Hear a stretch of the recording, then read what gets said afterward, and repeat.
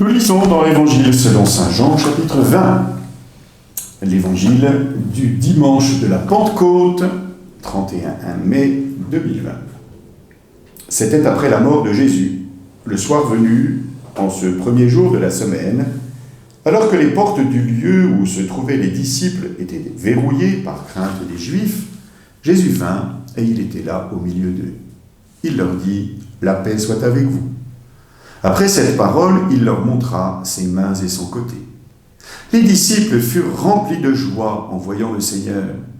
Jésus leur dit de nouveau « La paix soit avec vous. De même que le Père m'a envoyé, moi aussi je vous envoie. » Ayant ainsi parlé, il souffla sur eux et il leur dit « Recevez l'Esprit Saint. À qui vous remettrez ses péchés, ils seront remis. À qui vous maintiendrez ses péchés, ils seront maintenus. » Vous vous dites, mais nous avons déjà entendu cet évangile quelque part. Évidemment, c'était l'évangile que nous avons entendu le deuxième dimanche de Pâques. Et voilà que pour clore le temps pascal, nous reprenons le même évangile. Il y a comme un lien profond entre le départ et l'arrivée du temps pascal. Et ce lien profond, c'est la mission même du Christ. Le Christ envoie ses apôtres en mission parce qu'il a été envoyé en mission.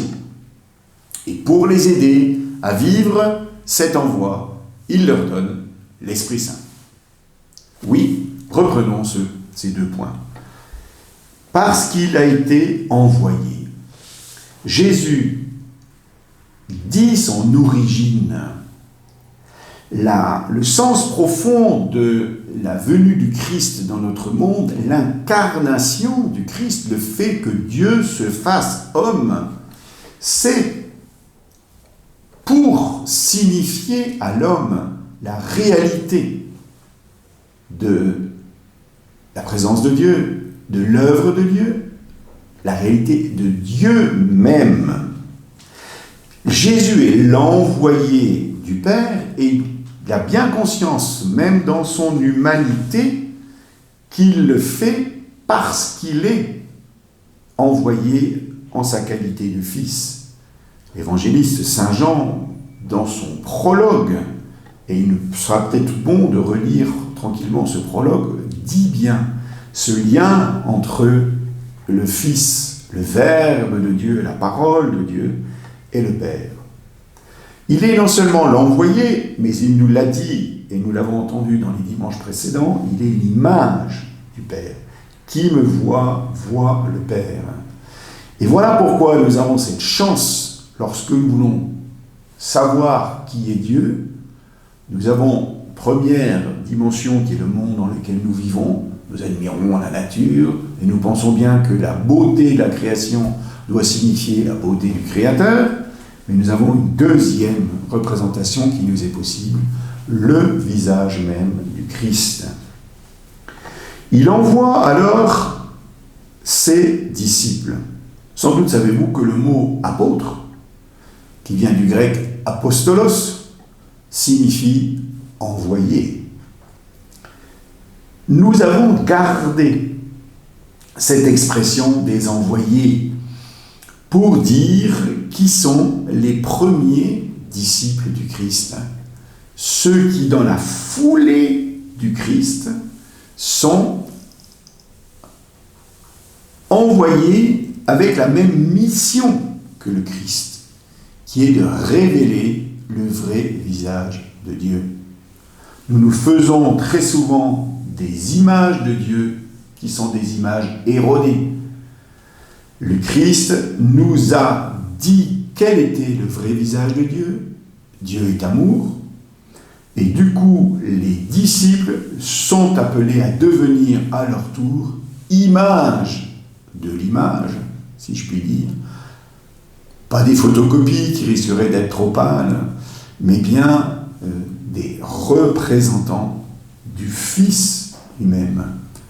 En voyant les disciples, l'on doit pouvoir voir le Christ et donc à travers lui voir le Père. Pour cela, et c'est la deuxième partie de mon propos, Jésus envoie l'Esprit Saint. L'Esprit Saint, nous disons dans le Je crois en Dieu, il procède du Père et du Fils. Il y a d'ailleurs une dispute entre catholiques et orthodoxes, car dans la formulation de la foi du IVe siècle, il était dit « il procède du Père, point ». Mais c'est dans la théologie latine que nous avons rajouté pour mieux faire comprendre ce « et » du Fils, et pour éviter aussi une disposition de l'hérésie arienne qui laissait entendre que le Fils n'avait pas le rang de Dieu. Et il procède du Père et du Fils. Nous voulons ainsi faire comprendre que l'Esprit Saint, c'est ce qui anime le cœur même de Dieu. C'est la puissance de l'amour de Dieu, et du coup, c'est ce qui vient animer les disciples. Le mot grec pour dire l'esprit est pneuma, comme les pneumatiques, ce qui a du souffle. Voilà. Et parce que c'est le souffle qui est pour nous le signe de la vie. Si nous ne respirons plus, nous sommes morts. Et le don de l'esprit est un don de vie. Jésus, d'ailleurs, donne l'esprit avec un lien immédiat, nous l'avons déjà évoqué il y a un peu plus d'un mois, avec le pardon des péchés. Recevez l'Esprit Saint à qui vous remettrez ces péchés, ils seront remis. Le pardon est une des qualités de l'amour. Relisez ce célèbre passage de la lettre de saint Paul aux Corinthiens, l'hymne à la charité, l'hymne à l'amour, qu'on entend tous les mariages, et il y est bien dit, l'amour pardonne, l'amour excuse, l'amour comprend. L'amour, finalement, passe par-dessus les défaillances, parce que le péché, c'est une défaillance. Et la deuxième qualité de l'Esprit Saint, de ce don de l'Esprit, c'est de permettre de se retourner vers Dieu. Et là encore, je vous renvoie à ce que saint Paul dit dans la lettre aux Romains sur le rôle de l'Esprit Saint. L'Esprit Saint qui permet, l'amour de Dieu a été répandu dans nos cœurs par le Saint-Esprit, l'Esprit Saint qui nous permet d'appeler Dieu Papa, c'est-à-dire Père, et qui nous fait rentrer ainsi dans cette intimité. En ce dimanche de Pentecôte, nous sommes donc appelés à vivre de l'Esprit Saint, c'est-à-dire à vivre dans un véritable amour. Question pour notre soirée, à quel signe percevons-nous l'action de l'Esprit Saint dans notre vie ?